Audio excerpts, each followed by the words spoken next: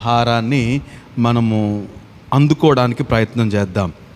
ప్రయత్నం చేసే ముందు మీకందరికి కాదు, దోస్ ఆర్ వాచింగ్, ఎవరైతే ఫేస్బుక్ కానీ యూట్యూబ్ కానీ వారు ఎవరైతే చూస్తున్నారో వీక్షిస్తున్నారో ఎక్కువ మంది చూస్తున్నారు అఫ్కోర్స్ కానీ మీరు చూస్తున్నట్టుగా ఒక్క లైక్ కానీ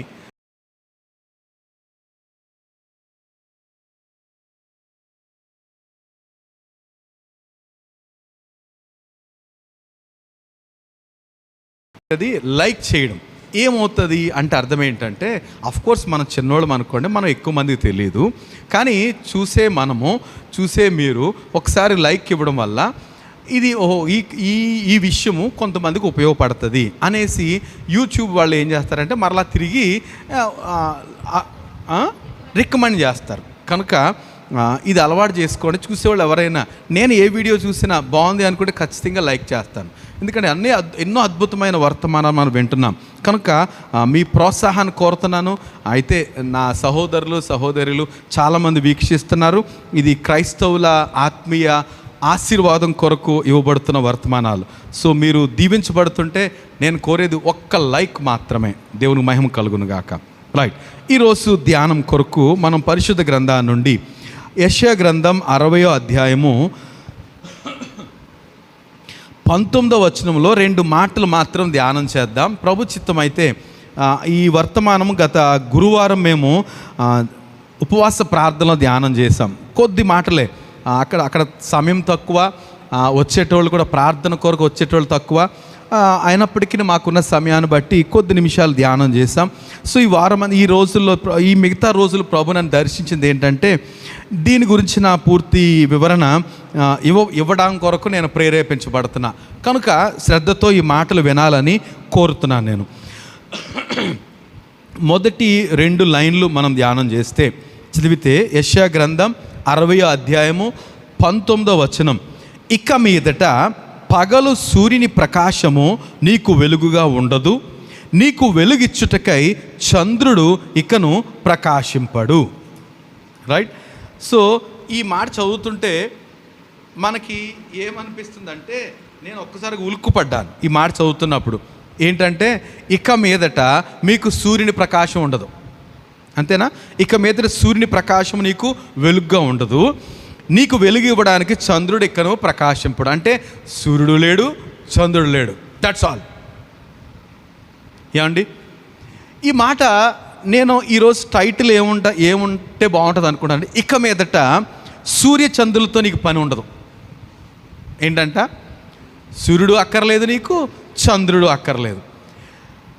ఏమండి, సాధ్యమవుతుందా సూర్యుడు చంద్రుడు లేకుండా? ఏమండి, సూర్యుడు చంద్రుడు లేకుండా ఎలా సాధ్యమవుతుంది? మన బ్రతుకులు ఏమవుతాయి కదండి. సూర్యుడు లేకపోతే ఏముండదు.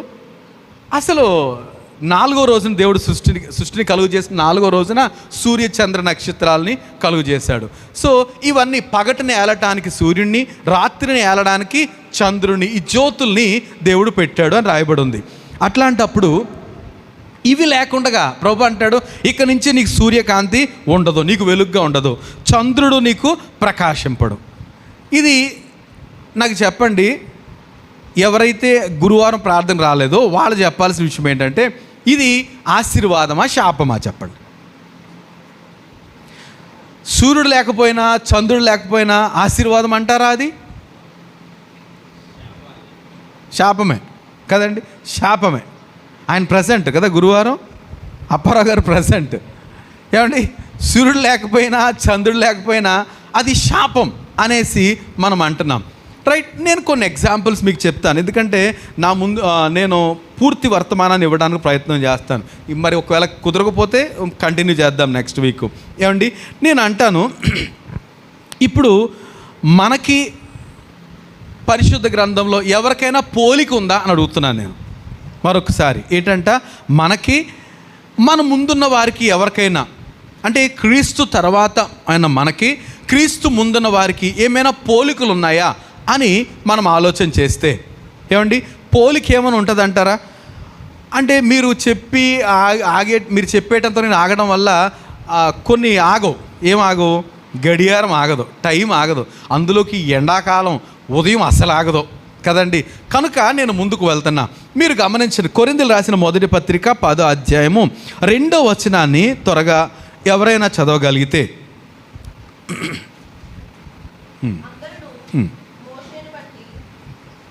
అందరూ మోషేను బట్టి మేఘంలోను సముద్రంలోను బాప్తిస్మం పొందిరి. ఈ మాట చూడండి, ఏటంట అందరూ మోషేను బట్టి మేఘములోను సముద్రములోను బాప్తిస్మం పొందిరి. ఎవరండి వీళ్ళు బాప్తిస్మం పొందిన వాళ్ళు? ఐగుప్తు నుంచి బయలుదేరిన ఇశ్రాయేలీలు ఎక్కడ బాప్తిస్మం పొందారట?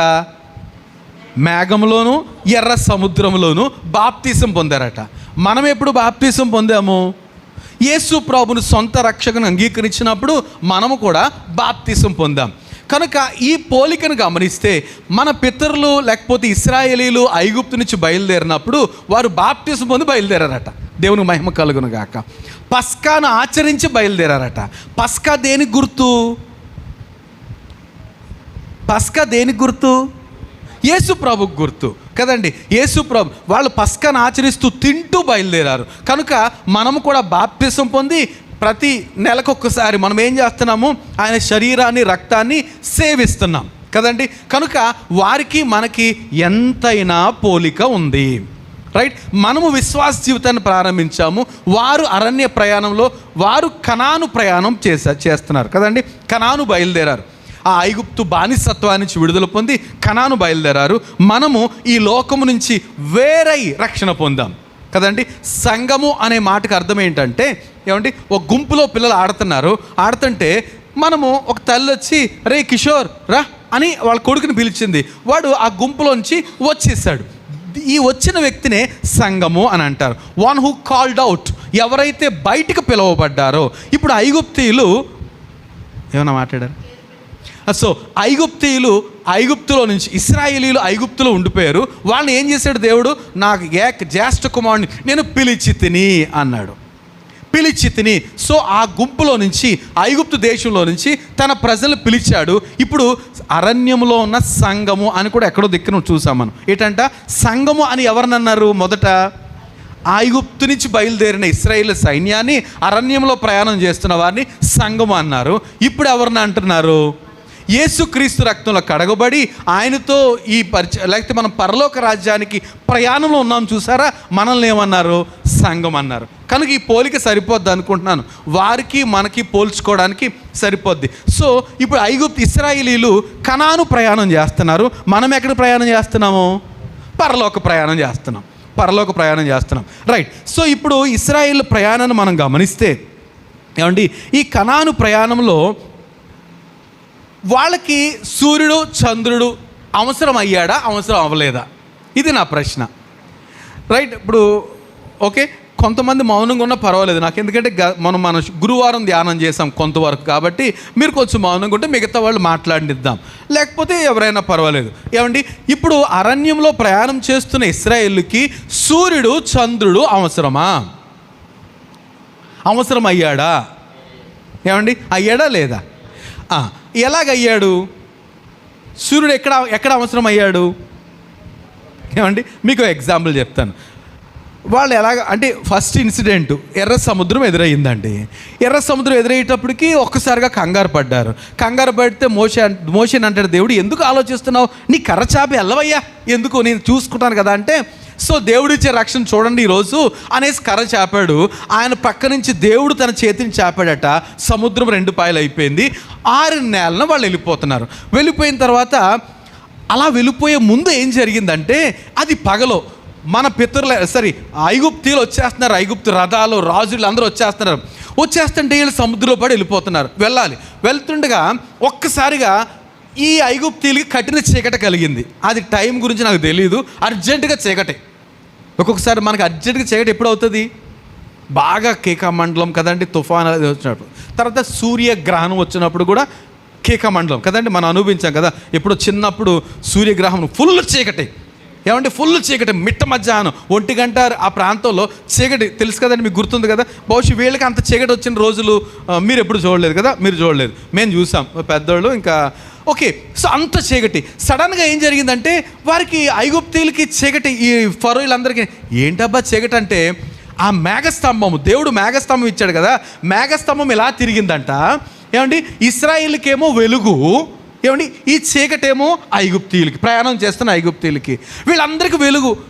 సో వెలుగులో వచ్చింది పెద్ద తుఫాను, గాలి వచ్చింది, 2 నీటిని సముద్రాన్ని వేరు చేసింది, స్తంభాలుగా నీళ్ళు నిలబడిపోయి మధ్యలో 6 నెలలు వెళ్ళిపోయేటప్పటికి వీళ్ళు చివరి చేరుకునేటప్పటికి మళ్ళీ ఆ చీకటి వారిని విడిచిపెట్టేటప్పటికి ఈ ఐగుప్తు హరి వెలుగు వచ్చేసింది, తెల్లారిపోయిందంటే తెల్లారికి లేరు, ఎవరు ఇశ్రాయేలు లేరు, వాళ్ళందరూ వెళ్ళిపోతున్నారు సముద్రం మధ్యలో. సముద్రం మధ్యలో వెళ్ళిపోతున్నారు అనేసి వీళ్ళు కూడా అదే సముద్ర మార్గంలో బయలుదేరిపోయారు. నాకు ఒక పాయింట్ చెప్పండి, ఈ మార్గము ఎవరి కొరకు క్రియేట్ చేయబడింది, ఈ విభజించబడింది? విశ్వాసుల కొరకు, రైట్? బాప్తిసం పొందిన వారి కొరకు, రక్షణ పొందిన వారి కొరకు ఈ సముద్రము విడగొట్టబడింది. అందులో ప్రయాణం చేసి తన ప్రజలు అద్దరికి చేరు వరకు కదండి అవతలకు వెళ్ళిపోతే వీళ్ళు అదే మార్గంలో వచ్చేస్తున్నారు. ఎవరు? ఐగుప్తీల కొరకు ఆ మార్గము కాదు. వీళ్ళు అనుకున్నారు వాళ్ళకి తెలిసిందిరా, సముద్రమే తెలుసుకుంది, మనం కూడా వెళ్ళిపోదాం అనేసి వచ్చేస్తుంటే మోషే చూస్తున్నాడు, రానివ్వండి లోపల రానివ్వండి. వీళ్ళు కంగారెత్తిపోతున్నారు, సార్ వచ్చేస్తున్నారు మోషే, వాళ్ళందరూ వచ్చేస్తున్నారు. ఆగండి అందరూ సముద్రంలోకి వచ్చారు. ఎవరు? ఈ ఐగుప్తు సైన్యం అంతా లోపలికి వచ్చిన తర్వాత వీళ్ళందరూ బయటికి వెళ్ళిపోయిన తర్వాత అప్పుడు మోషే ఏం చేశాడంట, బాబు ఇది మా మార్గం. ఎవరి మార్గం ఇది? విశ్వాసులు, సంఘము వెళ్ళే మార్గం. సో విశ్వాసుల కొరకు ఏర్పాటు చేయబడిన మార్గంలో అవిశ్వాసులు ప్రవేశింపలేరు కనుక ఆ కర్ర చాపేటప్పటికి నీళ్లు మళ్ళీ కలిసిపోయినాయట. ఈ ఐగుప్తీలందరూ ఏమైపోయారు? ఐగుప్తు ఫరో రథముల సేనలను తన శ్రేష్టాధిపతులను, ఫరో రథముల సేనలను తన శ్రేష్టాధిపతులను ఎర్ర సముద్రములోన ముంచి వేసే యెహోవాను గానము. ఏం చేశారంటండి?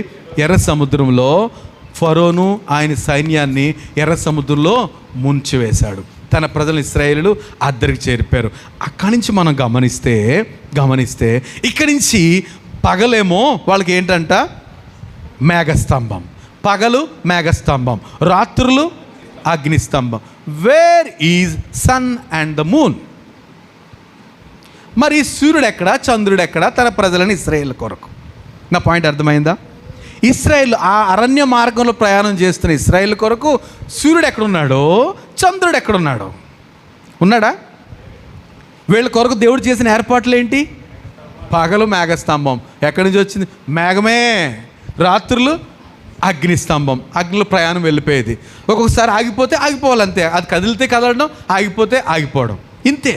కొన్ని రోజులు నెలలు ఆగిపోయేవారు. మిరియాం చనిపోయినప్పుడు, లేకపోతే మిరియాం పనిష్యుడు అయినప్పుడు, అహారోన్ చనిపోయినప్పుడు, లేకపోతే ఇలాగా కొంతమంది ఏదైనా అక్కడ ఇన్సిడెంట్ జరిగితే ఆగిపోయేవారు అంతే. నెలల తరబడి మేఘం అలా ఉండిపోయేది. నో ఎండ, రాత్రులు చీకట్లేదు, అసలు చీకటనే పరిస్థితే వాళ్ళకి లేదు. దేవుని మహిమ కలుగును గాక. ఏమండి మనకి అంటే ఇప్పుడు గమనించండి, మనం ఎవరము? వాళ్ళకిలాగే బాప్తిజం పొందిన మనము. సో మన సంగతి ఏంటి? మనకి సూర్యుడు చంద్రుడు అవసరమా అంటే ఈ మాటలు ఎవరిని వింటారు అనుకోండి, గొప్పడు బయలుదేరాడండి వీడికంట సూర్యుడు అక్కర్లేదట, చంద్రుడు అక్కర్లేదట. అవునంట. ఎందుకు నేను ఈ మాటలు ధ్యానం చేస్తున్నానంటే, ఏమండి దేవుని ప్రజల కొరకు దేవుడు చేసిన ఏర్పాట్లు ప్రత్యేకమైనవి. లోకమంతా చూశారండి ఆ రోజు. లోకమంతటికి తెలుసు ఏంటి, ఎలా ప్రయాణం చేస్తున్నారా. వాళ్ళ తుఫాన్లు ఉంటాయా? నో తుఫాన్లు. అల్పపీడనాలు ఉంటాయా? ఉండవు. వరదలు ఉంటాయా? ఉండవు. సమస్య లేదు. ఇశ్రాయేల్ ప్రజలకి వరదలు లేవు, తుఫాన్లు లేవు, అల్పపీడనాలు లేవు. కారణం దేవుడు వారి కొరకు స్పెషల్ అరేంజ్మెంట్స్ చేశాడండి. ఎవరి కొరకు? తన ప్రజలైన ఇశ్రాయేల్ కొరకు. ఈ మాట చెప్పాలి. ఎవరి కొరకు? తన ప్రజలైన ఇశ్రాయేల్ కొరకు దేవుడు ప్రత్యేకమైన ఏర్పాట్లు చేశాడు. దేవునికి మహిమ కలుగును గాక. రైట్, మనం చూస్తే వాళ్ళకి పగలు రాత్రులు డిఫరెంట్. ఏమండి ఈ సూర్యునితో పని లేదు, చంద్రునితో పని లేదు. వాళ్ళకి డిఫరెంట్. ఇంకా మనం గమనిస్తే వాళ్ళకి మంచినీళ్ళు ఎక్కడి నుంచి వచ్చినాయి అండి? మంచినీళ్ళు ఎక్కడి నుంచి వచ్చినాయి? యాక్చువల్గా మనకి మామూలుగా మంచినీళ్ళు ఎక్కడి నుంచి వస్తాయి? ఎక్కడి నుంచి వస్తాయండి? పైనుంచి వర్షం రావాలి, నదులు, కాలువలు, సరస్సులు, ఇక భూమి లోపల నుంచి నీరు కదండి. ఒక్కొక్కసారి ఇప్పుడు మనకి ఆ కాలనీ అటువైపు మనం రోడ్డుకి అవతల పక్కన వెళ్తే అక్కడ బోరు వేయడానికి నీళ్లు కావడానికి ఎంత టైం పడుతుందండి? ఎంత డబ్బు అవుతుంది? ఆ గుడి వైపు ఏమండి 300 దాటి వెళ్ళాలి. ఇక్కడ మనకైతే ఎంత అవుతుంది? 20 కాదు 12 అడుగులు 13 అడుగుల్లో నాకు బోర్ వచ్చేసి మంచినీళ్ళు వచ్చేసినాయి. ఏమండి అక్కడ 300 అడుగులు వెళ్ళాలంట. ₹1,00,000 కంటే ఎక్కువ అవుతుంది. ఇప్పుడు 2 లక్షలు అవ్వచ్చేమో. ఎందుకు చెప్పండి? రాయి. ఏంటది? రాయి ఉంది కాబట్టి నీళ్ళు రావు. కానీ ఇశ్రాయేల్ నీళ్ళు ఎక్కడి నుంచి వచ్చినాయి అంట? ఆ రాయిలోంచే. దేవుని మహిమ కలుగును గాక. బండలో నుంచి నీళ్ళు వచ్చినాయంట. ఇది ఆశ్చర్యం కాదా? ఏమండి లోకస్తులు అందరికీనేమో నదులు, సరస్సులు, మట్టి లేకపోతే భూమిలో నుంచి రావాలి. కానీ తనను నమ్ముకున్న ఇశ్రాయేలుకి నీళ్ళు ఎక్కడి నుంచి వచ్చినాయంట? మనం ఏదైతే బాబోయ్ బండ అస్సలు మెత్తలేదు అని అంటామో అలాంటి బండను చీల్చి దేవుడు తన ప్రజలు ఎంతమంది? 10 మందా? లక్షల కొలది ప్రజలకు బండను చీల్చి నిలిచిన దేవుని మహిమ కలుగును గాక. ఏమండి అంటే ఇక్కడ సూర్యుడు అక్కర్లేదు, చంద్రుడు అక్కర్లేదు. ఏమండి లోకం అంతటికి వచ్చే విధానం వేరు, తన ప్రజలకు ఇచ్చే విధానము వేరు. దేవుని మహిమ కలుగును గాక. మీరు ఈ విషయాల గురించి ఆలోచిస్తూనే ఉండాలి. రైట్. భోజనం ఎక్కడి నుంచి వచ్చిందండి? మనకు భోజనం ఎక్కడి నుంచి వస్తుంది? మట్టిలోంచి వస్తుంది కదండి. మొక్కలు, చెట్లు, అవును కదా, మట్టిలోంచి వస్తుంది. మరి ఇశ్రాయేలుకి భోజనం ఎక్కడి నుంచి వస్తుంది? ఏమండి ఇది ఆశ్చర్యం. ఆకాశము నుండి ఆహారమిచ్చి బండను చీల్చి జలధారలిచ్చి ఆకాశము నుండి అది కొడితే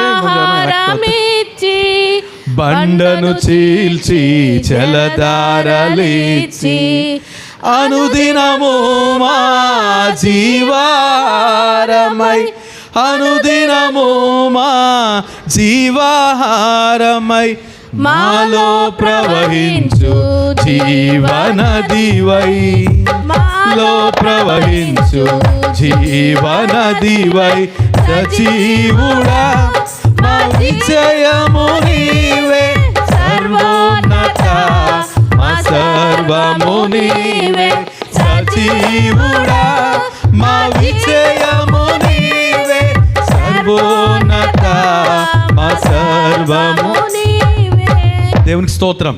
ఏమండి వారిని గమనిస్తే వాళ్ళు తాగిన మంచినీళ్ళు కానీ వాళ్ళు తినిన ఆహారం కానీ లోకమంతటి తిన్నట్టుగా తాగినట్టుగా లేదు. రైట్. ఈ పాయింట్ మనం గమనించాలి. మనం ఎవరము ఇశ్రాయేలీయులము. లేకపోతే వారు శారీరకంగా ఇశ్రాయేల్ అయితే మనము యేసు ప్రభు రక్తాన్ని బట్టి మనం ఏమయ్యాము? ఇశ్రాయేలుమయ్యాము, దేవుని జనాంగం అయ్యాం. కనుక ఆయన మనల్ని పోషించే తీరు ఏమండి ఇది ప్రత్యేకము. ఈ విషయాన్ని గమనించాలి. ఆయన మనల్ని పోషించే తీరు ప్రత్యేకమైంది. ఈ విషయాన్ని మనము గమనించాలి. ఓకే చూస్తే ఏమండి వారి విధానాలు ఏమండి మనం బట్టలు ఏమండి చిన్నప్పుడు బట్టలు, పెద్ద అయిన తర్వాత మళ్ళీ పెద్ద బట్టలు. బ్లెస్సీ కదా, బ్లెస్సీ చిన్నప్పుడు చిన్న చిన్న డ్రెస్సులు వేసుకుంటుంది, పెద్ద కొద్ది సైజు పెరగాలి. అవే వేసుకున్నానంటే ఏమంటారు మమ్మీ కదా, ఊరుకుంటారా? కానీ ఇశ్రాయేల్కి ఏంటంట చిన్నప్పుడు ఉన్న బట్టలే వాళ్ళతో పాటు ఏమేని అంట ఎదిగేయి అంట, ఎన్లార్జ్ అయ్యేయంట కదండి. ఇప్పుడు వేసుకుంటున్నాం మనం, ఇది కూడా అలాంటిదే, అందుకే వేసుకోవచ్చు. అవుతుందా? ఇది ఏంటంటే స్ట్రెచబుల్ షర్ట్. స్ట్రెచబుల్ అంటే కదా కొంతమంది వేసుకుంటారు. బాను వేసుకున్న బనియన్ కూడా కొంచెం స్ట్రెచబుల్. కానీ వాళ్ళు ఎదిగే కొలది అది ఎదిగేదట, బట్టలు ఎదిగేవట. దేవునికి స్తోత్రం. ఇది జోక్ కాదండి, ఇట్ ఈస్ ట్రూ. సత్యమైన విషయం ఏంటంటే వారి బట్టలు మాసిపోలేదట. ఏమండి వారి బట్టలు ఎదుగుతూనే ఉన్నాయి. ఇంకా వాళ్ళు వేసుకునే చెప్పులు ఏమేని అంట, వాళ్ళు వేసుకునే కొలది ఎన్లార్జ్ అయినాయి అట. మనం ఎంతకాలం వాడతాం? మహా అయితే నాలాంటి వాళ్ళు అయితే 1-2 సంవత్సరాలు వాడేస్తానంట, అవి పూర్తి తెగిపోయే వరకు వాడుతూనే ఉంటాను. కానీ కొంతమంది ఏమో చిరాకు వచ్చేసినట్టు వేసుకుని తీసేస్తారు. నిజంగానే విసుకొచ్చేసి తీసేస్తారు. కొంతమంది నా అలాంటి వాడుతూనే ఉంటారు, పోలేదు కదా. నేను గమనిస్తాను, మా ఇంట్లో గమనిస్తే నేను కొనుక్కుని చెప్పులు మళ్ళీ మార్చేలోపు 3-4 జతలు మారుతూ ఉంటారు. నేను ఇంకా వాడుతూ ఉంటాను. ఇశ్రాయేలుకి సంవత్సరాల తరబడి అవే చెప్పులు ఎన్లార్జ్ అయిపోయాయటండి. బ్లెస్సీకున్న చెప్పులు, బ్లెస్సీ చెప్పులు ఏమంటే ఇంకా పెద్దోళ్ళు వేసుకోగలుగుతారా? కానీ సరిపోయేట అలాగా బ్లెస్సీతో పాటు ఎదిగేవాట అంతే. ఏమండి, దేవుని ఏర్పాట్లు, నేను దేవుని కార్యాల గురించి చెప్తున్నాను, ఆయన శూర కార్యాల గురించి. దేవుడు తన ప్రజల విషయంలో అద్భుతాలు చేశాడండి. కనబడుతున్న సూర్యుని వల్ల వారిని పోషించలేదు, కనబడుతున్న చంద్రుని వల్ల వారికి వెలుగు ఇవ్వలేదు. ఏమండి, మనం అందరం తాగినట్టుగా మట్టిలోంచి సరస్సులోంచి నీళ్ళు ఇవ్వలే, బండలోంచి నీళ్ళు ఇచ్చాడు. ఏమండి, మనం అందరం తింటున్నట్టుగా మట్టిలోంచి ఆహారం ఇవ్వలేదు, పైనుంచి పంపించాడు. ఆహా, వండర్ఫుల్. ఏమండి, ఎంత విలువైన వారము దేవునికి, మనం ఎంత విలువైన వారము గమనించాలి. ఆ విలువను, ఆ ప్రత్యేకతను మనం కూడా కలిగి ఉండడానికి ప్రయత్నం చేయాలి. ఇంకా డ్రెస్సు, వాళ్ళ మార్గాన్ని మనం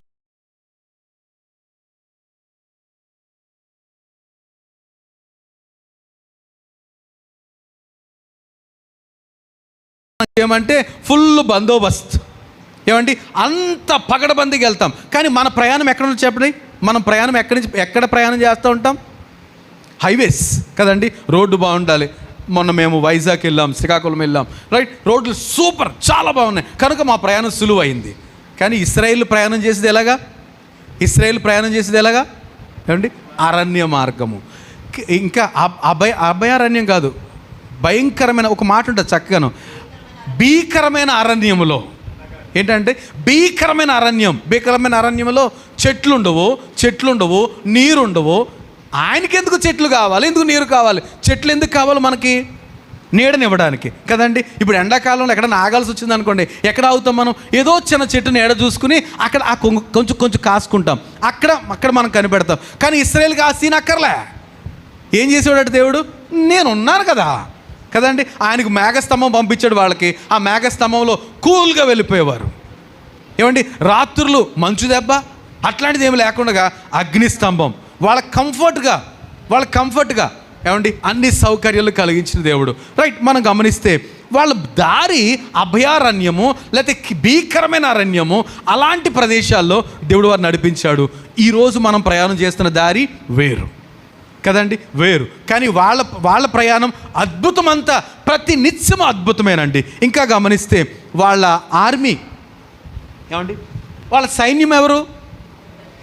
సైన్యం ఎవరంటే వీళ్ళు మాత్రం నిలబడాలి. మీరు ఊరికే నిలిచి చూడండి అంటాడు, నిలబడాలి.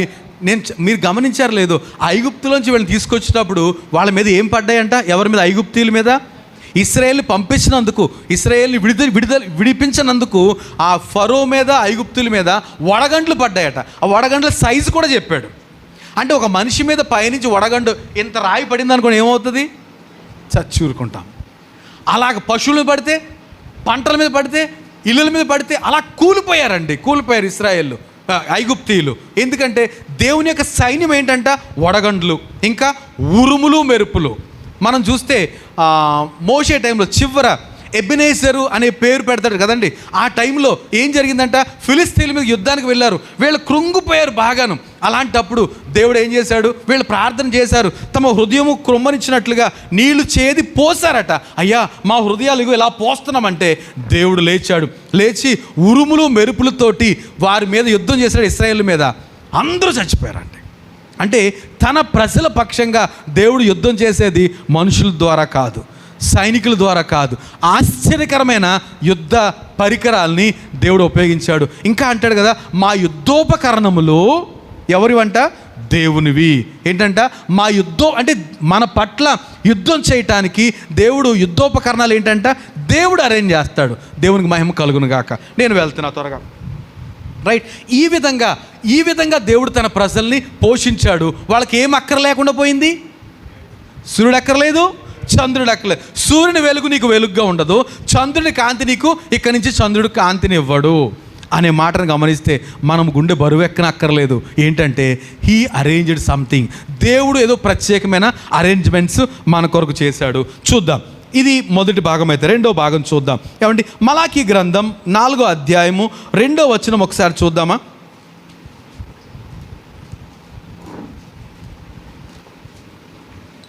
అయితే నా నామమందు భయభక్తులు గలవారగు మీకు నీతి సూర్యుడు ఉదయించును. దేవునికి స్తోత్రం కలుగును గాక. ఏమండి, ఈ మాట గమనించండి. నా నామమందు విశ్వాసించు, లేకపోతే నా నామమందు భయభక్తులు గలవారగు మీకు నీతి సూర్యుడు ఉదయించును. మనకి ఏ సూర్యుడు ఉదయిస్తాడట? ఇప్పుడు మనం భయపడుతున్నాం చూసారా, అనుకున్న చూసారా, ఆ సూర్యుడు కాదట, మన కొరకు. ఏంటంట? నీతి సూర్యుడు. ఎవరంటే నీతి సూర్యుడు? దేవుడే, లేకపోతే యేసు ప్రభువే. ఆ నీతి సూర్యుని వెలుగులో మనం కదలాలి. దేవునికి స్తోత్రం కలుగును గాక. ఈ లోకపు వెలుగు మనకు వెలుగుగా ఉండాల్సిన అవసరం లేదు. నేను తత్వం ఏమి మాట్లాడలే, వాక్యాన్ని ధ్యానం చేస్తున్నా. నా యందు భయభక్తులు, నా నామందు భయభక్తులు కలిగిన మీకు నీతి సూర్యుడు ఉదయిస్తాడు. ఏమండి, ఆ నీతి సూర్యుడు ఉదయిస్తే ఏమండి, ఇప్పుడు ఈ సూర్యుడు ఉదయించడం వల్ల, ఇంత వేడి అవడం వల్ల ఏం జరుగుతుంది? ఏం జరుగుతుంది చెప్పండి.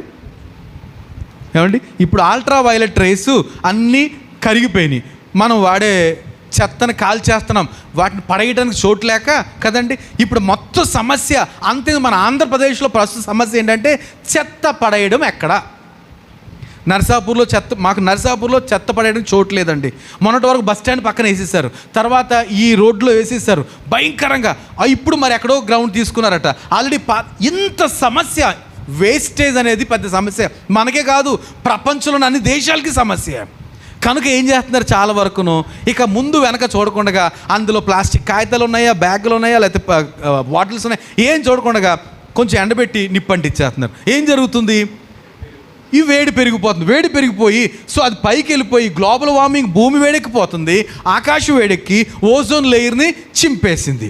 ఏమండి, అది కన్నం పడేటప్పటికి సూర్యుని నుంచి డైరెక్ట్గా అల్ట్రా వైలెట్ రేసు భూమి మీద పడుతున్నాయి. భూమి మీద పడుతుంటే, మనిషి మీద పడుతుంటే ఏమవుతున్నాయి? స్కిన్ ఎలర్జీస్, ఏమండి, తర్వాత క్యాన్సర్స్, ఇట్లాంటి భయంకరమైన రోగాలు. ఇప్పటికే ఎన్ని రకాలైన క్యాన్సర్స్ ఉన్నాయో, స్కిన్ సంబంధించిన క్యాన్సర్స్. ఏమండి, కానీ నీతి సూర్యుడు మన కొరకు ఉదయిస్తున్నాడట. నీతి సూర్యుడు, దేవునికి స్తోత్రం కలుగును గాక. తన ప్రజలైన ఎవరి కొరకు నీతి సూర్యుడు? ఆయన యందు, ఆయన నామమునందు భయభక్తులు కలిగిన వారికి నీతి సూర్యుడు ఉదయిస్తున్నాడు. ఆయన రెక్కలు నీతి ఆగండి. ఆ తర్వాత నీతి అక్కడ ఉంచండి, మళ్ళీ వద్దాము. మరలా యెషయా గ్రంథం 60కి వద్దాం. యెషయా గ్రంథం 60:19 మిగతా భాగం చదువుదాం. ఇది చూడండి, మనకి నేను మరలా చదువుతున్నాను. పగలు సూర్యుని ప్రకాశము నీకు వెలుగుగా ఉండదు, నీకు వెలుగిచ్చుటకే చంద్రుడు ఇకను ప్రకాశింపడు, యెహోవాయే నీకు నిత్యమైన వెలుగవును. దేవునికి స్తోత్రం కలుగును గాక. మరి మనకు వెలుగేంటి? ఈ సూర్యుడు అక్కర్లేదు, చంద్రుడు అక్కర్లేదు అంటాడు కదా. మరి ఎవరంటే మనకు వెలుగు? దేవుడే. దేవునికి స్తోత్రం కలుగును గాక. దేవుడే మనకు వెలుగట. దేవునికి మహిమ కలుగును గాక. ఏమండి, మనము చూడండి, యెహోవాయే నీకు నిత్యమైన వెలుగవును. ఇక మళ్ళీ 20వ వచనం, ఆ లైన్ ఉంచిన తర్వాత చదువుదాం. 20వ వచనం, నీ సూర్యుడు ఇకను అస్తమింపడు. ఇప్పుడు ఈ సూర్యుడు ఉన్నాడు అనుకోండి, ఇప్పుడు మార్నింగ్ కొంచెం సమ్మగా ఉంటాడు, ఇప్పుడు రెచ్చిపోతాడు, మధ్యాహ్నం ఎవరో బయటకు రాలేము, సాయంత్రం ఎప్పుడు గాలి తిరుగుద్దా అనుకుంటాము, గాలి తిరిగిన తర్వాత అప్పుడు గూట్లోంచి పెట్టలొచ్చినట్టు కొంచెం బయటకు వచ్చి అమ్మయ్య తిరిగిందండి గాలి అంటాము. అప్పుడు ఆయన ఏమవుతాడు? సూర్యుడు ఏమవుతాడు? అస్తమిస్తాడు. కానీ మన నీతి సూర్యుడు అస్తమింపడట. దేవునికి స్తోత్రం కలుగును గాక. మన నీతి సూర్యుడు అస్తమింపడట. ఇక్కడ చదవబడిన మాట, నీ సూర్యుడు ఇంకనూ అస్తమింపడు, నీ చంద్రుడు క్షీణింపడు. దేవునికి స్తోత్రం కలుగును గాక. ఏమండి, ఈ చంద్రుడు ఏమవుతాడు? ఎల్లకాలం గుండ్రంగా ఉంటాడండి కదండి. ఒకరోజు అమావాస్య తర్వాత ఎన్ని రోజులు సూర్యుడు కనపడ్డండి? అమావాస్య రోజున కనపడ్డావు, ఇది 15 రోజులు సూర్యుడు కనపడకుండా ఉంటాడా? ఒకరోజు అమావాస్య, లేకపోతే ఇంకొక రోజేమో. ఆ తర్వాత జస్ట్ ఒక్క రేఖ కదండి, నెల పొడుపు కదా, రంజాన్ అప్పుడే కదా నెల పొడుపు. ఆ తర్వాత కొంచెం సగం తర్వాత ఇంకెక్కువ, మొత్తం పౌర్ణమి. ఆ తర్వాత నుంచి మళ్ళీ సింకింగ్, తక్కువ క్షీణం. ఈ చంద్రుడు ఏమవుతాడు? క్షీణిస్తాడు, ఫుల్గా అవుతాడు, క్షీణిస్తాడు. కానీ మన చంద్రుడట, దేవునికి స్తోత్రం కలుగును గాక, మన నీతి సూర్యుడు అస్తమింపడు, మన చంద్రుడు ఏమవుతాడంట? క్షీణింపడు. దేవునికి మహిమ కలుగును గాక. ఏమండి, మనము కొద్ది సావధానంగా దేవుని వాక్యాన్ని ధ్యానం చేయాలి. ఏమండి, ఓపిగ్గా వినాలండి. వినడమే కాదు, మీకు మట్టుకు మీరు శ్రద్ధగా దేవుని వాక్యాన్ని ఆలోచన చేస్తూ నెమరు పోస్తూ ఉండాలి. ఏమండి, దేవుడు మన కొరకు చేసే ఏర్పాట్లు మనం ఏం చేస్తున్నామంటే అనౌన్స్మెంట్ చేస్తారు కదండి. నేను 4 రోజుల నుంచి గమనిస్తున్నా. ఏ రోజు నుంచి అంటే గురువారం నుంచి గమనిస్తున్నా. అంతకుముందు కూడా వర్షం వచ్చిందా? గురువారం ముందు, అంత ముందు రోజు వర్షం చెప్తున్నారు. ఇదిగో ఇక్కడి నుంచి భీకరమైన ఎండలు భయంకరంగా ఉంటాయి, 50 డిగ్రీలా ఉంటుంది, ఎవరు బయటకు రాకూడదు, హాట్ వేవ్స్ బంప్ ఇలాగ అన్నాడండి. ఆ రాత్రి వర్షం వచ్చిందండి. తెలియలేదా వాళ్ళకి? తెలియలేదా? మన నీతి సూర్యుడు. నేను ప్రభుని స్తుతించాను. నిజంగా భయపడిపోయానండి నేను. అయ్యో బాబు ఎలాగ అనుకున్నాం. ఏమండి, హైదరాబాద్ నుంచి రావడానికి వణుకుపోయాం. ఇంత వేడిలో, కారు వేడి, లోపల ఏసీ ఉన్న, బయట కారు వేడెక్కిపోద్ది, రోడ్డు వేడి, చాలా భయపడిపోయాను. ఆ రోజు అంటా ఉన్నారు, మీ కొరకేనండి. రాత్రి కొంచెం హడావిడి వర్షం వచ్చింది. పగలంతా ఎలా వచ్చిందంట, మధ్యలో జోసెఫ్ గారు ఫోన్ చేస్తాను, ఎలా ఉందండి? సూపర్ అండి. మేఘాలు కదండి, కొంచెం ఎడతెరి పొడుపు మేఘ. ఏంటిది? నా మట్టుకు నేను, నా నీతి సూర్యుడు ఏమేడంట? ఉదయించాడండి. ఈ సూర్యుడు ఏదో చేద్దాం అనుకున్నాడు. విశ్వాసులుగా నేను మాట్లాడుతున్నా, విశ్వాసుల కొరకే మాట్లాడుతున్నా. ఇక్కడ మనం చదివాము మరొకసారి, ఇక మీదట పగలు సూర్యుని ప్రకాశము ఎవరికి వెలుగుగా ఉండదు? మనకు, నీకు వెలుగుగా ఉండదు. ఎవరు చదువుతున్నారు ఈ మాటలు? దేవుని పిల్లము, విశ్వాసులను మన గురించి మాట్లాడుతున్నాం. మిగతా వాళ్ళు ఏమనుకుంటే నాకు అనవసరం అండి. వాక్యం చెప్తుంది, ఎవరైతే విశ్వాసం ఉంచారో, ఎవరైతే ఇశ్రాయేలులాగా బాప్తిసం పొంది విశ్వాస జీవితం సాగిస్తున్నారో వాళ్ళ కొరకు చెప్తున్న మాట, ఈ సూర్యుని వెలుగు నీకు వెలుగుగా ఉండాల్సిన అవసరం లేదు. ఈ చంద్రుని కాంతి నీకు కాంతిగా ఉండాల్సిన అవసరం లేదు. నీ కొరకు ఎవరు ఉదయిస్తారట? నీతి సూర్యుడు ఉదయిస్తాడు. ఇంకా ఇక్కడ చెప్తున్నమాట, నీ సూర్యుడు ఇంకనూ అస్తమింపడు, నీ చంద్రుడు క్షీమింపడు. దేవునికి స్తోత్రం కలుగునుగాక. ఏమండి, మన సూర్యుడు అస్తమించడు. మన సూర్యుడు అంటే ఈ సూర్యుడు కాదు. మన సూర్యుడు అస్తమించడు, మన చంద్రుడు క్షీణింపడు. ఏ విమర్శకు తావులేదు, నేను వాక్యమే చెప్తున్నాను. రైట్. ఇంకొక మాట చూడండి, యెహోవాయే నీకు నిత్యమైన వెలుగుగా ఉండును. ఏంటంట? ఎప్పుడు వెలుగుండేది ఏంటంటే మనకి ఎగ్జాంపుల్, మన పితరులైన ఇశ్రాయేలు, వాళ్ళకి పగలో లేదు, ఎండ లేదు. వాళ్ళని టైం అడిగాం అనుకోండి, యాక్చువల్గా ఆ రోజుల్లో టైం దేని బట్టి చూసేవారు? బహుశా నీడను బట్టి. ఏమి నీడ? మాకేం తెలియట్లేదయ్యా. ఎప్పుడు ఒకేలాగా ఉంటుంది. ఒకేలాగా? కూల్గా, చాలా ప్రశాంతంగా. రాత్రులేమో అగ్నిస్తంభం, పగలేమో మేఘస్తంభం. అసలు ఎప్పుడు ఒకలా టైం ఏంటో మాకు తెలియట్లేదండి. That is Christian. ఎందుకని? యెహోవాయే నీకు నిత్యమైన వెలుగుగా ఉండును. దేవునికి మహిమ కలుగును గాక. మనందరము ప్రభువు మీద ఆశ పెట్టుకోవాలండి. ఈ లోక పరిస్థితులు బట్టి కైండ్లీ అటెన్షన్ ప్లీజ్ అనే మాటల గురించి మనం ఏమైపోకూడదు, వణికిపోవలసిన అవసరం లేదు. నిజంగా నేను భయపడ్డాను, ఈ పరిస్థితులకు ముందు భయపడ్డాను. అమ్మో ఇలాగ అంటున్నారు, ఎలా సర్వే అవ్వాలి? కానీ ప్రభు చెప్పాడు కదా, ఆయన క్రియల ద్వారా బీభత్సమైన వర్షం అండి. ఎంత బీభత్సం అంటే మాకు కరెంటు పోయింది. అంత ముందు రోజే హై పవర్ ట్రాన్స్ఫార్మ్ కాలిపోయింది, ఇన్వర్టర్ పోయింది. ఆ రాత్రి ఎలా బ్రతకాలంటే కరెంటు పోవట్లేదు కదా అనుకున్నాం. కరెంటు పోయినా ఎంత గాలి. మన గురువారం కూడా కదండి కరెంటు పోయింది. కానీ ఏమైంది? మనందరి చెమటలన్నీ ఆరిపోయినాయి. న్యాచురల్ ఆ కూల్లో. ఏమండి, మన సూర్యుడు అస్తమించాడు, మన చంద్రుడు క్షీణింపడు. యెహోవాయే మనకు నిత్యమైన వెలుగు. మనం ఆధారపడాలండి. ఇశ్రాయేలులాగా మనం ఆధారపడాలి. అయ్యా నీ మాటను బట్టి బయలుదేరాం, మా పరిస్థితులను ఎరిగిన దేవుడు, నీ చిత్తానుసరణ నడిపించండి. అఫ్ కోర్స్ కదండి. ఇంకొక మాట చెప్పిన, యాకోబు ఏమంటే లోకమంతా వర్షాలు లేక ఏంటంటే కరువు అట. కానీ ఆయన ఏం చేశాడు? నాకు అనవసరం, నువ్వు చెప్పావు ప్రభువా అని విత్తనం విత్తి 100 అంతల పంట పండించాడట. దేవునికి యాకోబు కాదు, ఇస్సాకు ఏమంటే అంత కరువే. కానీ దేవుడు చెప్పాడు, వెళ్ళు, నా మాట విన్నాను. అంతే, దేవుని మాట విన్నాడు, విత్తనం చల్లాడు, అంత కరువే, ఎక్కడ వర్షం లేదు. కానీ ఆయనకు మాత్రం 100 అంతల ఫలం వచ్చిందట. ఎలా సాధ్యం? నాయందు భయభక్తులు కలిగిన మీకు ఎవరు ఉదయిస్తారు?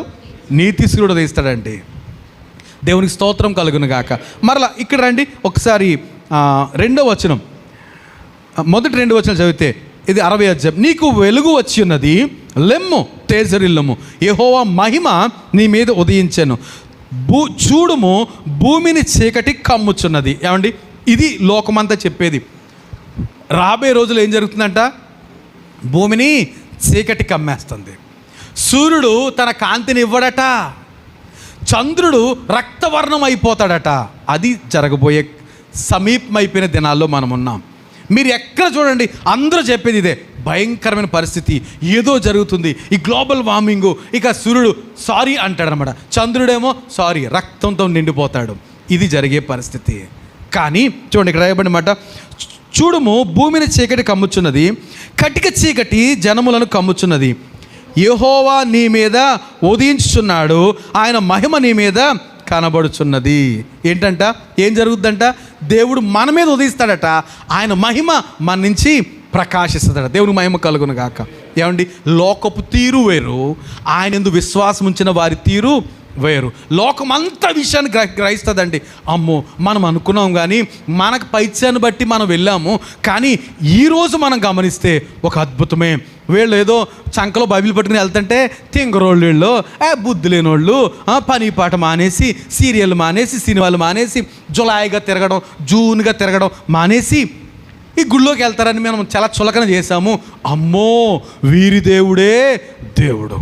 వీళ్ళు అప్పుడప్పుడు వింటా ఉన్నాం మనము, సూర్యుడు నల్లగైపోతాడంట, చంద్రుడు ఎర్రగైపోతాడు అన్నాం, కానీ పెద విరిచాము. కానీ ఇప్పుడు అలాగే జరుగుతుంది అని లోకమంతా నమ్ముద్ది. ఈ మాటలు వింటున్న వాళ్ళు ఎవరు మాత్రం ఆ మాట వినకుండగా మనతో కలిసి పరలోకం చేరాలని మన ప్రార్థన. అంతే కదా మైక్ పెట్టాం. ఏమంటే మైక్ ఎందుకు పెట్టాం? వీళ్ళు ఆ స్థితిలో ఉండకూడదు. ఏ స్థితిలో? లోకమంతా ఇలా లబోదిబో అని గుండ్లు కొట్టుకునే స్థితిలో ఉండకూడదు. ఈలోపే సజీవుడైన ప్రభువును ఏమండి ఆయన బిడ్డలుగా ఆయన సంరక్షణకు వచ్చేస్తే వాళ్ళ కొరకు కూడా నీతి సూర్యుడు ఉదయిస్తాడు. ఏమండి, సో మనకు వెలుగు వస్తుంది. మన సూర్యుడు అస్తమింపడు, మన చంద్రుడు క్షీణింపడు. యెహోవాయే నిత్యమైన వెలుగుగా మనకుంటాడు. రైట్. సో దీన్ని బట్టి నేను ఇప్పుడు వచ్చే ఆశీర్వాదాన్ని గురించి కూడా కొన్ని మాటలు చెప్పదలిచాను. మీరు చూస్తే ఇప్పుడు రండి మళ్ళీ 19వ వచనంలో, 60వ అధ్యాయం 19వ వచనంలో ఏంటంట? నీ దేవుడు, చివరి మాట, నీ దేవుడు నీకు భూషణముగా ఉండును. దేవునికి స్తోత్రం. ఏంటంట? నీ దేవుడు నీకు భూషణము. భూషణం అంటే ఏంటండి? ఆర్నమెంట్. ఆర్నమెంట్ ఎందుకు పెట్టుకుంటారు? అది వస్తువులు ఎందుకు పెట్టుకుంటారు? మాట్లాడారా? వస్తువులు ఎందుకు పెట్టుకుంటారు? మీరు పెట్టుకుంటున్నారా? మరి పెట్టుకున్న మాట్లాడినామండి. వాళ్ళేం మాట్లాడట్లేదు, మీరు ఏదో మాట్లాడుతున్నారు. అంటే అఫ్కోర్స్ కొన్నారనుకోండి, అది వేరే విషయం. అందుకే కొన్నారనుకోండి. చెప్పండి అమ్మా, ఎందుకు పెట్టుకుంటారు? అందంగా కనపడటానికి. ఎవరికి? అదే మనల్ని చూసేటోళ్ళకి అందంగా కనపడటానికి కదండి వస్తువులు. అది పెట్టుకుంటాం, ఇది పెట్టుకుంటాం, లేకపోతే అయ్యమ్మ దగ్గర నుంచి బొవెట్టమ్మ దగ్గర నుంచి, అమ్మమ్మ దగ్గర నుంచి, పక్క దగ్గర తెచ్చుకుంటాం. ఓకే, ఇది అంతా ఎందుకంటే అందం కనిపించాలి, ఒక ఫంక్షన్కి వెళ్ళాలి, ఏదో చేసుకుంటాం. కానీ వాక్యం చెప్తుంది ఏంటంట? నీ దేవుడు నీకు భూషణంగా ఉంటాడు. అందం ఏంటంట? ఇప్పుడు మనకి మన దేవుడే మనకు అందమట. దేవుని స్తోత్రం. అంటే అలంకరణ ఎవరట? మనకి దేవుడే. దేవుని స్తోత్రం. వెలుగు ఆయనే, సూర్యుడు ఆయనే, చంద్రుడు ఆయనే. మనకు అందం ఇచ్చేది కూడా మనకు చూడంగానే. అందుకే బహుశా ప్రసంగి గ్రంథం చివరి మాట ఏంటమ్మది? సుందరములైన, అదేనా చివరి మాట? త్వరగా. ప్రసంగి గ్రంథమా? ఈ శరీరములకు ప్రసంగి కాదర్రా, సామెతల గ్రంథం. సారీ సామెతలు చివర 31. అందం మోసకరము, సౌందర్యం వ్యర్థము, యెహోవా యందు భయభక్తులు కలిగిన స్త్రీ కొనియాడబడును. సో ఎవరైతే దేవుని యందు భయభక్తులు కలిగి ఉంటారో వారు కొనియాడబడతారట. చేసిన పనిని బట్టి అట్టి దానికి ప్రతిఫలం కలుగును. రైట్. సో అందం. ఇంకొక మాట ఎక్కడో ఉంటుంది. రైట్. సో గమనిస్తే ఇప్పుడు మనకు అందానికి కారణం ఎవరవుతారట? దేవుడు. ఎప్పుడైతే మనం దేవుడిని కలిగి ఉన్నామో మనల్ని చూసి ఏమంటారంట? ఎంత అందంగా ఉన్నావు. ఏంటంట? ఎందుకు అందం ఎక్కడి నుంచి వచ్చిందంట? నువ్వు నీ దేవుడిని కలిగి ఉన్నావు, రక్షకుడైన దేవుడిని కలిగి ఉన్నావు కాబట్టి చాలా అందంగా ఉన్నావు అండి. ఎప్పుడైనా అన్నారా మిమ్మల్ని? నేను వాళ్ళకి చూడకుండా మిమ్మల్ని చూసి ఎందుకు అంటున్నాను? ఎప్పుడైనా మిమ్మల్ని అన్నారు భలే అందంగా ఉన్నారండి అన్నారా మిమ్మల్ని? ఏం పెట్టుకుంటామని అంటారా? పురుషులు అంటున్నాను నేను. ఎప్పుడైనా ఎవరన్నా మిమ్మల్ని అందంగా ఉన్నారా అన్నారా? అనలేదా? ఇప్పుడు కాదులేండి, యంగ్లో జోసెఫ్ గారు అంటున్నారు, ఎంగలో ఎవరన్నా అంటే నేను ఎందుకు అలాగే అంటున్నారండి ఆయన మాటల ఉద్దేశం. ఏమండి, నేను ఒక ఎగ్జాంపుల్ చెప్తాను అందాన్ని గురించి. నేను పీజీ చేస్తున్నాను. నాకు ఫ్రెండ్స్ ఉండేవారు, కానీ ఎక్కువ ఫ్రెండ్స్తో తిరిగే అలవాటు లేదు. ఇక పాస్టర్ గారు, భక్తి, అదే ఒకళ్ళిద్దరు ఫ్రెండ్స్. ఒకసారి ఒక ఫ్రెండ్ అన్నాడు, నేను నీతో ఫ్రెండ్షిప్ చేయాలి బ్రో అనేవారు కాదు ఇప్పుడు బ్రో వచ్చింది, అంటే కష్టమైపోయింది, అంత పెద్ద మాటలు పలకలేరు ఇప్పుడు బ్రో, రైట్? అప్పుడు నేను నీతో ఫ్రెండ్షిప్ ఎందుకంటే తెలియని సంతోషము, ఏదో వెలుగు నీలో కనబడుతుంది అన్నాడు. దేవుని స్తోత్రం అనుకున్నాను నేను. ఏం వెలుగది? నేను రక్షణ పొందాను. సో నిత్యము ప్రభు దగ్గర వేడుకుంటున్నాను, నా స్నేహితుల కొరకు ప్రార్థన చేస్తున్నాను, కనుక వాళ్ళకి ఎలా కనబడుతున్నాను? నేను అందంగా కనబడుతున్నాను, హ్యాండ్సమ్ కనబడుతున్నామండి. దేవుని స్తోత్రం కలుగును గాక. ఏమండి, ఒకటి రెండు నాకు కొన్ని సన్నివేశాలు తెలుసు. ఇంత అందంగా ఎలా ఉంటావు బ్రో అన్నాడు ఒకసారి. నేను పచ్చిగా చెప్పాను, ప్రార్థన చేయి, రక్షణ పొందు, అదే అందం అన్నాను నేను. నిజంగా నేను హైదరాబాద్లో పనిచేస్తున్నప్పుడు ఒకడు బక్కగా నోరంతా పుచ్చిపోయి, ఆ గుటకాలు తినేసి నోరంతా పుచ్చిపోయింది, ఆల్రెడీ ఆపరేషన్ చేశారంట, ఇంతవరకు తెలుస్తున్నాడు. వాడు అన్నాడు, నువ్వు ఇంత అందంగా ఉన్నావు కదా ఎలాగా అంటే, నేను తీసుకొచ్చింది ఎక్కడంటే యేసు ప్రభువు నన్ను రక్షించాడు, నేను ప్రార్థన చేస్తాను, ఆయన స్తుతిస్తాను, అదే సీక్రెట్ అన్నాను. నువ్వు కూడా చేసావా? నువ్వు కూడా అందంగా ఉంటావు, నోరు కూడా సరైపోద్ది, అది మానేసే అన్న. రైట్. ఇక్కడ నేను చెప్పేది ఏంటంటే, మనం పెట్టుకునే ఎక్స్ట్రా అటెన్షన్స్ పక్కన పెట్టండి. స్త్రీలు అంటే ఈజ్ ఈక్వల్ టు ఈ తగిలించుకోవడం సహజమే, పరిశుద్ధ గ్రంథం కూడా సపోర్ట్ అయితే దాని అంతటి అంటే అందుకని వెలుపటి అలంకారమే మీకు అలంకారముగా ఉంటుంది, అలంకారం లేకుండా ఉండదు. అంటే నేను ఆఫ్కోర్స్ నా హృదయం ఎరిగిన దేవునికి తెలుసు కనుక అది ఉండేవాడు. కానీ అసలైన అలంకారం ఏంటంట? యేసు ప్రభు ద్వారా, రక్షకుడైన వెలుగైన ప్రభువును మనము స్వీకరించడం ద్వారా వచ్చే అందం వేరండి. ఆ అందాన్ని బట్టి మాట్లాడాలి జనులు మనతో. ఇప్పుడు ఏమంటారంటే, నువ్వు పాపిడి బిల్ల బాపెట్టో చాలా అందంగా ఉన్నావు అంటే అది పెద్ద దేవుని స్తోత్రం కాదు. పెట్టుకోండి పాపిడి బిల్ల కాకపోతే ఇది పెట్టుకోండి, కానీ ఏంటో తెలియని ముఖంలో ఆ వెలుగు, అది దేవునికి స్తోత్రం అని చెప్పాలి. వెంటనే మనం ఏం చెప్పాలి? నేను ప్రార్థన చేయకుండా బయటికి రాను కదండి. మోషే దిగుతున్నాడు అండి పైనుంచి, దిగుతుంటే సూర్యునిలాగా ముఖం ప్రకాశించిపోతుంటే ఏమంటాం మనల్ని? ఏమి అంటామా లేదా? ఎవరైనా ముఖం ఇప్పుడు మన ముఖాలు ప్రకాశించాలంటే రాయాలి, తోమాలి, 2 క్రీమ్స్ రాయాలి, స్నానానికి ముందు ఒకటి, స్నానం తర్వాత ఒకటి, అదొకటి ఇదొకటి రాయాలి. కానీ మోషే అట్లాంటి పాపం అరణ్యులు అయ్యి ఎక్కడ దొరుకుతాయండి? ఏం దొరుకుతాయి? పైనుంచి వస్తున్నాడు అంతే. వీళ్ళు అన్నారు, మోషే నీ ముఖం మేము చూడలేకపోతున్నాం, ముఖం కప్పుకోవా. నేను పైన ఏమీ రాయలేదే. ఏమి రాశాడు? 40 రోజులు దేవునితోటి నిద్రాహారాలు లేనోడు ముఖం ఎలా ఉంటుంది? మళ్ళీని సూర్యమంట నాకు లాగినా వెళ్దా లోపలికి, ముఖం లోపలికి వెళ్ళిపోయి కళ్ళు బయటకు వచ్చి పళ్ళు బయటకు వచ్చేసి అలా లేదట. ఎలా ఉన్నాడట? మెరిసిపోతున్నాడు. మోషే నీ ముఖం మేము చూడలేకపోతున్నాం అంటారు. కారణం ఏంటి? హీ వాజ్ స్పెండ్ 40 days 40 రోజులు దేవునితో గడిపి దిగుతుంటే ఆయన ముఖాన్ని ఎవరు చూడలేకపోయారండి ఇశ్రాయేలీలు. ఇదండి అందము అంటే మన అందం. అఫ్కోర్స్ నేను ఎవరిని తృణీకరించట్లేదు, కానీ మన అందంకి కారణం ఏంటంటేనంట దేవుని వెలుగు మన మీద ప్రకాశిస్తుంది. ఆయన ఈ మాట ఏంటి అసలు ఎక్కడి నుంచి వచ్చాం మనం? నీ దేవుడు నీకు అందంగా ఉంటాడో, ఒక అలంకారంగా ఉంటాడో, దేవుడు నీకు గౌరవంగా ఉంటాడో, దేవుడిని ఘనత తెస్తాడో, దేవుని మహిమ కలుగును గాక. అంటే మనకు కలిగే అందము కానీ గౌరవం కానీ ఏదైనా ఎవరిచ్చింది? అది దేవుడిచ్చింది. దేవుని స్తోత్రం కలుగును గాక. అర్థమవుతుందండి? ఈ లోకంగా అందరు రుద్దినట్టు రుద్దు అని ఏంటది? ఏం సబ్బు? లైఫ్ బాయ్ అక్కర్లేదు. అఫ్కోర్స్ పెట్టుకుంటాను చెమటకంబర. సో కానీ మన టార్గెట్ అంతా ఏంటంటే నా ప్రభు. ఆ గ్లో వేరండి అన్నప్పుడు మీరు సమ్మతించిన వాళ్ళు స్తోత్రం చెప్పండి కదండి. ఎందుకని? అప్పుడు ఊరికే ప్రయాసపడం. ఉంటే తెచ్చుకోండి ఫెయిర్ అండ్ లెవెల్ లేదా తెచ్చుకోండి, కానీ లేకపోయినంత మాత్రం గుడి మానేసి ఫెయిర్ అండ్ లెవెల్ లేకుండా గుడికి ఎప్పుడైనా వెళ్ళాను నేను అని మానేస్తే మాత్రం ప్రభు ఏమంటాడు కదా? చాలా ఆశ్రయించుకుంటాడు. కనుక అఫ్కోర్స్ ఉంటే రాసుకోండి, లేకపోతే లేదు. కానీ ముఖ్యంగా మన వెలుగు, మన ఆనందం, మన అందానికి, మన భూషణానికి కారణం ఎవరంటే మన దేవుని స్తోత్రం. ఈ లోకం అలా కాదు. నేను కంపేర్ చేసి ఈ లోకం వేరు, ఈ లోకపు ప్రయాస వేరు, ఈ లోకపు తపన వేరు.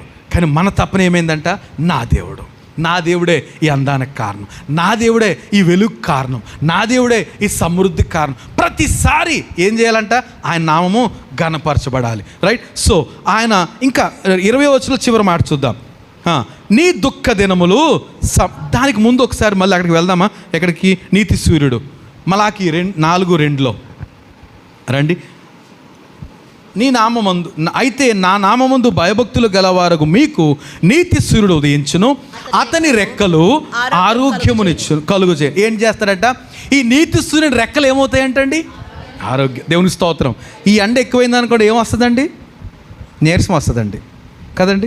ఇంటికి వెళ్ళిన తర్వాత ఎండ దెబ్బ కొట్టేసి గుడికి వెళ్ళి వచ్చామమ్మా, ఎండ దెబ్బ కొట్టిన హాస్పిటల్ అడ్మిట్ చేశారనుకో మనల్ని. ఏమంటాడు డాక్టర్? ఎవడాడు, ఎక్కడ ప్రార్థన అంటాడా లేదా?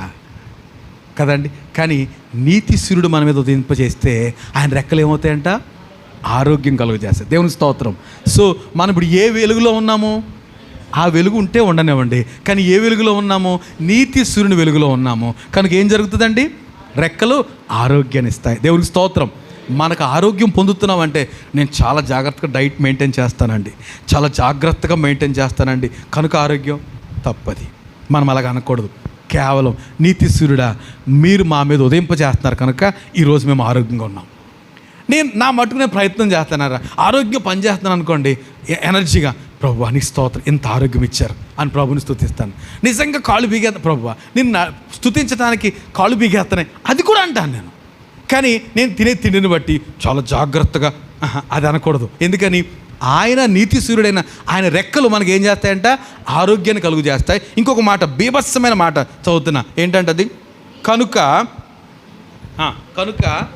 మీరు బయలుదేరి, దేవుని స్తోత్రం. ఏంటంట? ఇంకొక మాట చూడండి ఒకసారి. కనుక మీరు బయలుదేరి క్రొవ్విన దూడలు గంతులు వేసినట్టు వెళ్తారట. ఏంటంటే అంతేనా? కనుక మీరు బయలుదేరి క్రొవ్విన దూడలు గంతులు వేయనట్లు గంతులు వేయుదురు. దేవుని స్తోత్రం. ఎందుకని? ఎవరు మన మీద ఉదయిస్తున్నారు? నీతిశ్వరుడు ఉదయించినప్పుడు క్రొవ్విన ఆరోగ్యంగా ఉంటాయి, మనం ఆరోగ్యం పొందుతాము. ఆరోగ్యం పొందిన మనం ఏం చేస్తాం? క్రొవ్విన దూడలు. మాకు బుడ్డి పిల్లలు ఉన్నాయండి. ప్రొద్దుటే వాటి ఫుడ్ వాడికి కొంచెం పాలు ఇస్తాం అనుకోండి, ఇక వాళ్ళ అమ్మ పక్కన నిద్రపోతుంది, కొంచెం పెద్ద పక్కన నిద్ర. ఈ 3 పిల్లలు ఉన్నాయండి. అట్లా చూస్తే ఈ మాట గుర్తొస్తుంది. ఎగురుతాయి, మొగ్గలేసేస్తాయి, ఏమండి ఆ చెట్టు ఎక్కి ఉరుగుతాయి. ఎంత బీభత్సంగా ఆడతాయి అంటే క్రొవ్విన. అదే మనకు ఆవులు తెలుసు కదా, ఆవులు చిన్నపిల్లలు చిన్నప్పుడు ఉదయాన్నే పాలు తీసేసి కొంచెం పాలు ఉంచుతారు కదండి, వాటికి తాగేసాక ఏం చేస్తాయి అవి? ఆవు దూడలు ఎగురుతూ ఉంటాయి. నేను మా అమ్మమ్మ వాళ్ళకు ఉన్నప్పుడు చూశాను, ఎంత ఎనర్జెటిక్గా ఉంటాయంటే. ఎక్కడ వచ్చింది అంటే వాక్యం చెప్తుంది, క్రొవ్విన దూడల వలె మీరు గంతులు. బయటికి వెళ్ళి క్రొవ్విన దూడలు ఎలా ఎగురుతాయండి? బక్కపైపోయి పొట్ట కనపడిపోయి లోపలికి వెళ్ళిపోయి ఎగరలేవు. కానీ క్రొవ్విన దూడలు ఏమవుతాయి? ఎగురుతూ ఉంటాయి. అదట. ఎందుకని? నీతి సూర్యుడు మన మీద ఉదయిస్తున్నాడు కనుక ఏమండి మనం ఆరోగ్యంగా ఉంటాం. ఆయన రెక్కల వల్ల మనం ఎలా ఉంటామంట? క్రొవ్విన దూడల వల్లే గంతులు వేస్తాం. దేవునికి స్తోత్రం కలుగును గాక.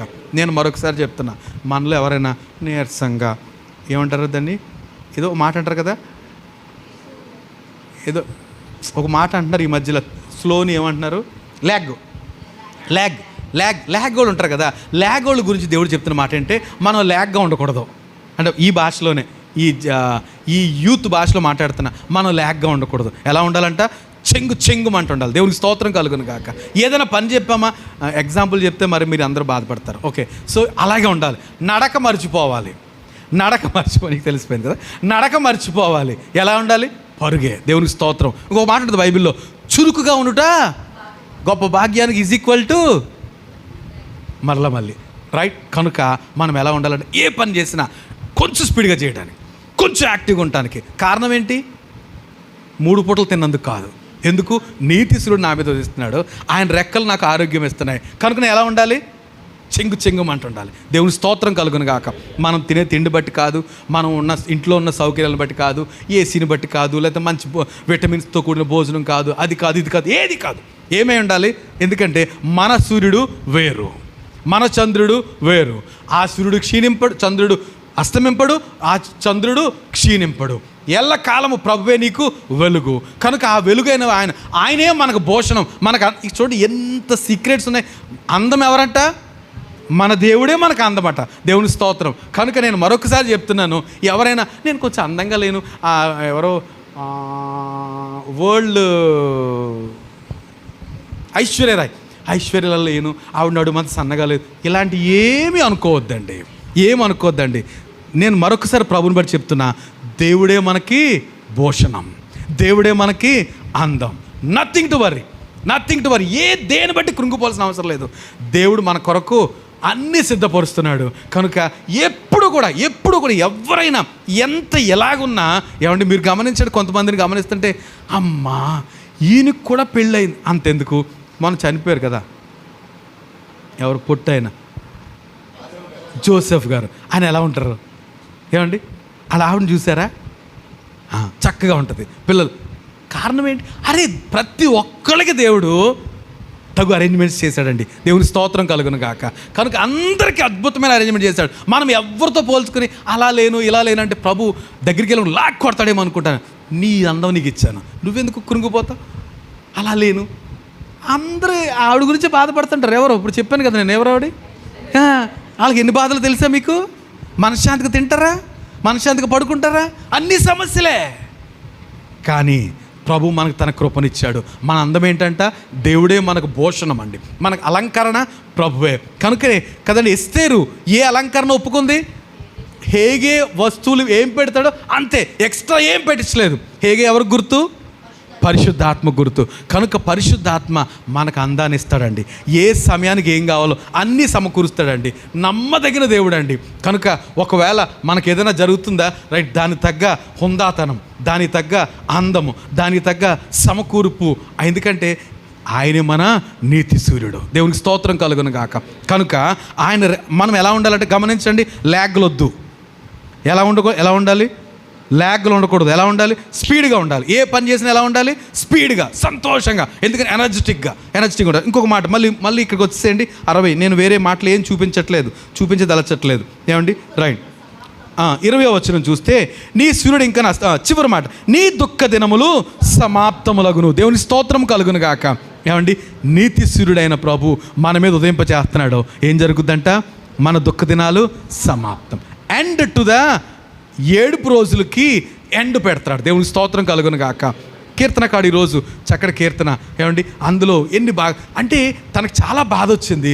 జ్ఞాపకం చేసి మా పితరులను ఏం చేసావు ప్రభువా, ఎన్ని అద్భుతాలు, వారు యుద్ధం చేయలేదు, కత్తి పట్టుకోలేదు, అన్ని అద్భుతాలు చేసావు, మేము కూడా అదే పని చేస్తున్నాం, అయినా నువ్వు మమ్మల్ని మర్చిపోయావు, అయినా మేము విడిచిపెట్టట్లేదు, నీ కొరకు ఎదురు చూస్తున్నాం. అద్భుతమైన ప్రార్థన అండి, అద్భుతమైన ధ్యానం.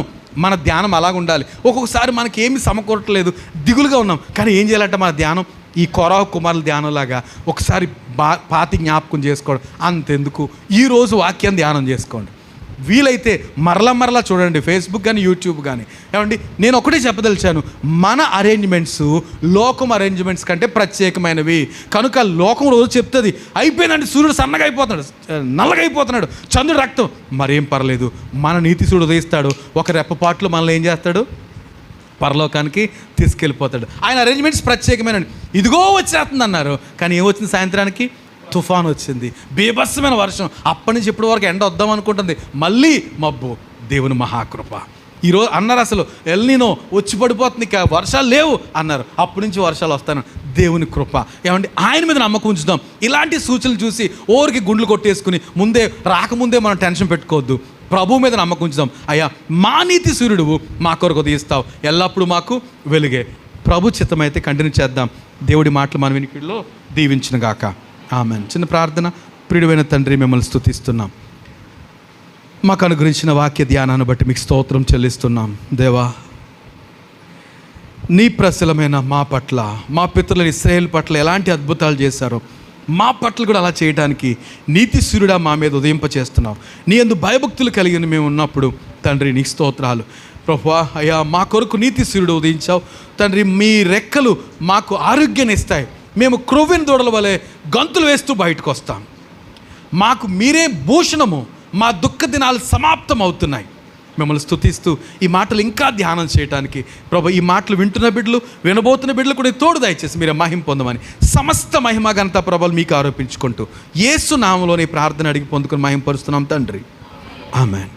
దేవునికి స్తోత్రం. హల్లెలూయా. 10 to